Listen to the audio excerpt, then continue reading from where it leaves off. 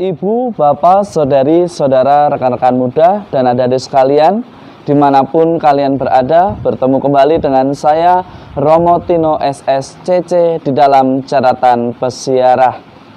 Marilah kita menghampiri kerahiman Allah dengan penuh keberanian, mengakui kesalahan kita, dan penuh berani, percaya diri, memperbaiki diri kita dari kesalahan kita.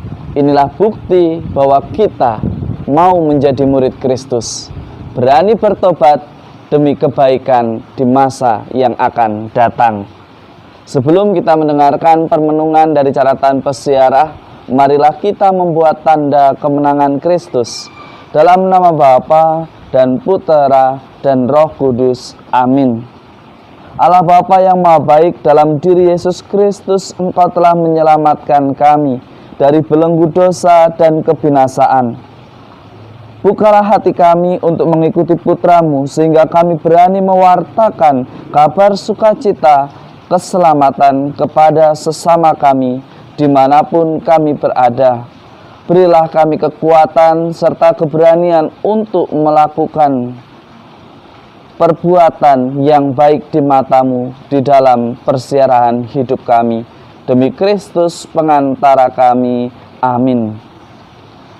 Ibu, bapak, saudari, saudara, rekan-rekan muda, dan adik-adik sekalian yang terkasih dalam Yesus Kristus, dari surat kepada orang Ibrani, kita semakin diteguhkan bahwa kita memiliki Imam Agung, yakni Yesus Kristus, Tuhan kita, Sang Juru Selamat yang membebaskan kita dari belenggu dosa. Imam Agung kita bukanlah imam yang tidak merasakan kelemahan, tetapi ia merasakan kelemahan-kelemahan yang kita rasakan. Ia juga sama dengan kita yang mengalami pencobaan, yang mengalami permasalahan di dalam persiaran hidupnya. Tetapi ia juga adalah Tuhan yang kita agungi. Ia tidak berbuat dosa karena ketaatan dan kesetiaannya pada rencana Allah, yakni menyelamatkan manusia dari belenggu dosa. Tujuannya apa? Supaya kita menerima rahmat belas kasih Allah. Maka benarlah yang dikatakan oleh surat kepada orang Ibrani, marilah kita menghampiri tahta kerahiman Allah dengan penuh keberanian. Salah satu bentuk keberanian ialah mengakui jika kita salah, maka katakanlah bahwa kita salah. Anda, saya, kita semua akan menjadi lebih baik ketika kita mau mengakui di posisi mana kita berada. Jika kita salah, maka katakanlah salah. Dan salah satu bentuk pertanggungjawaban kita ialah mengakui, memperbaiki, dan menjadikan diri lebih baik lagi. Di dalam Injil hari ini, Yesus memberikan teladan kepada kita semua bahwa betul mereka yang berbuat salah, mereka yang berbuat dosa, mereka yang jatuh, mereka yang teledor, kita tidak bisa membenarkan mereka. Tetapi Yesus mengajarkan kepada kita, jika kita mengaku diri sebagai anak-anak terang, jika kita mengaku diri sebagai murid Kristus, jika kita mengaku diri sebagai pelayan akan pewartaan sabda Allah, mengapa kita justru menjauhi mereka yang sudah jatuh karena kesalahannya? Mengapa kita justru menjauhi mereka yang sudah sakit karena penyesalan akan perbuatannya? Mengapa kita justru menjauhi mereka yang sudah jatuh tertimpa tangga, tetapi kita justru ikut mencaci, bahkan menghakimi orang yang sudah berbuat dosa? Yesus hari ini mengatakan kepada kita semua, kepada Anda, kepada saya, bahwa Yesus datang bukan untuk memanggil orang benar, melainkan orang berdosa. Ia datang kepada orang berdosa supaya ditunjukkan kesalahannya dengan harapan bahwa si pendosa akan bertobat, melakukan penyesalan, dan melakukan perbuatan yang lebih baik. Tetapi apa? Seringkali kita mengaku diri sebagai murid Kristus, tetapi kita justru sering ikut-ikutan menghakimi.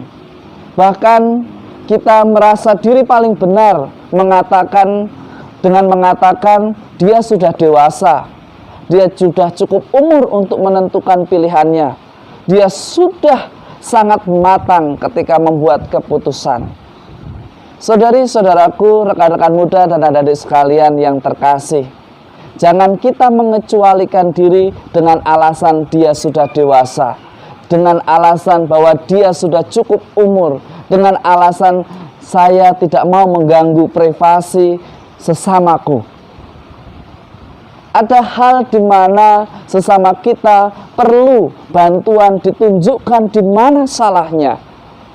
Ada masa di mana teman-teman kita perlu ditunjukkan di mana ketidakdewasaannya. Itulah yang dilakukan oleh Yesus hari ini. Ia datang menyapa orang yang berdosa karena ia ingin mengubah hati mereka untuk bertobat dan kembali ke jalan yang benar. Jika kita tidak mampu demikian, kita bisa menolong dengan berdiam, tidak nyinyir, tidak mengatakan hal-hal yang menghakimi dan justru menjatuhkan moral si pendosa. Beranikah kita menghadirkan kerahiman Allah dengan menunjukkan kesalahannya, membantu dia untuk bangkit dan kembali ke jalan yang benar? Sudah dikatakan di dalam surat kepada orang Ibrani bahwa di dalam perjalanan hidup ada begitu banyak tantangan. Ada yang mampu melaluinya dengan begitu mudah, tetapi ada juga yang melalui dengan jatuh bangun. Kita diajak, jika kita mengaku diri sebagai murid Kristus, datanglah, sapalah mereka yang berdosa, sapalah mereka yang salah, tunjukkanlah di mana kesalahannya, berikanlah solusinya bagaimana orang bisa bangkit dari kedosaannya. Jika kita tidak mampu dan tidak bisa berbuat apa-apa, lebih baik kita berdiam dan memperbaiki diri kita, agar kita pun menjadi anak-anak terang yang dikehendaki Allah, bukan justru ikut menghakimi seolah-olah kita yang paling suci. Semoga berkat Tuhan selalu melindungi dan memberkati kita semua, dalam nama Bapa dan Putera dan Roh Kudus. Amin. Ibu, bapak, saudari, saudara, rekan-rekan muda, dan adik-adik sekalian, menunjukkan kesalahan orang atau bahkan menyalahkan, menghakimi orang adalah hal yang paling mudah.